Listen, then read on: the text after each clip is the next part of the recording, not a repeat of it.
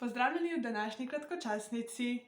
Danes bomo za našo frizuro potrebovali glavnik in elastiko.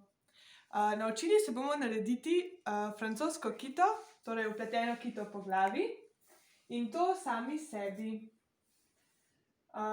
Zraven elastike in glavnika pa potrebujemo še sprejetne prste. Pa začnimo. No, tako. Najprej si lase počešemo. Češemo si jih kar tako nazaj, da ni videti pleče. Tako. Potem pa najprej ločimo zgornji del las od spodnjih. Tako da z rokami, nekaj tukaj v širini oči, takole, kot smo navajeni že, zažagamo okrog in okrog. Potem pa ločimo lase med seboj, da imamo tukaj v roki samo zgornji del las. Tako. Nato jih razporedimo na 3 enake dele. To naredimo z 2 prstoma, od spodaj navzgor. Takole. In jih ločimo med sabo vse 3 čope. In pogledamo še, če so enako debeli. Ta moj desni je zdaj malo debelejši, tako da bom dala malo las v sredinski čop. Tako. Tako, zdaj pa začnemo z desnim čopom. Ga damo čez sredinskega. Torej, sredinski čop držimo s kazalcem in palcem.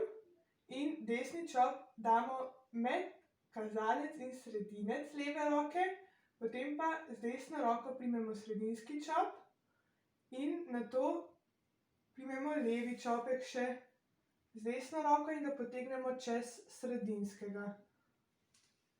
Tako. Ta sredinski pa zdaj stoji sam, ker je vmes med tema 2 čopkoma. Tako. In zdaj, ko spet nadaljujemo z desnim, ga enako primemo, torej ta sredinski čopek zdaj zopet stoji sam. Desnega primemo z levo roko, potem pa dodamo lase še iz ostale lase. Torej spet potegnemo takole po celi dolžini glave do tam, kjer pletemo kito. Torej od tukaj do tukaj vzamemo pas vseh las.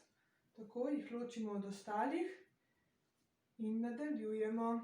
Primemo desni čopek in levega čez sredinskega.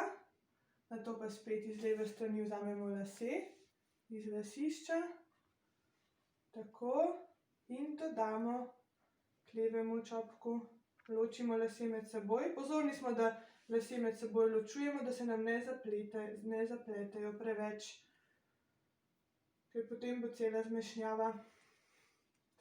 Potem pa spet desni šopek. Vzamemo lase iz desne strani, ločimo med sabo. Tako. In nadaljujemo. Mene zdaj že malo boli roka, tako da lahko še malo takole stresemo dol. In nadaljujemo. Vzamemo lase, damo k temu levemu čopu in ga potegnemo čez sredinskega. Z levo roko primemo levi čopek in nato desnega in dodamo. Pri pletenju smo pozorni na to, da so vsi 3 čopki ves čas čim bolj enako debeli. Torej, zdaj trenutno čutim, da je ta čop, torej trenutno sredinski, veliko debelejši od levega. Torej bom zdaj v naslednjem naredila tako, da zdaj, ko bom tega levega dala čez sredinskega in mu dodala lase, bila pozorna na to, da vzamem malo več las. Da vzamem malo več las in jih dam v levi čopek. Kolikor se da, toliko, da bo kita še vedno izgledala urejena. Tako. in nadaljujem. Pozorni smo, da ta pas, ko vzamemo lase, da so tako enakomerno debeli, a ne? Da ne gremo tako gor ali pa tako dol, ampak da so tako vodoravni, da delamo vodoravne prečke. Tako. Potem pa, ko pridemo dovolj nizko, vzamemo še vse ostale lase, ki še niso vpleteni. Tako, in zdaj pa nadaljujemo z navadno kito do konca. Ko ne dosežemo takole z rokami, ko ne dosežemo več, damo lahko kito tako naprej in jo spletemo spredaj do konca.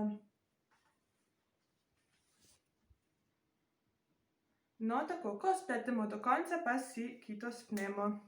Najlažje je, da si damo elastiko že kar na začetku pletenja na roko, da jo vmes kje ne izgubimo, da jo imamo skozi pri roki in potem jo lepo potegnemo dol in si kito zavežemo.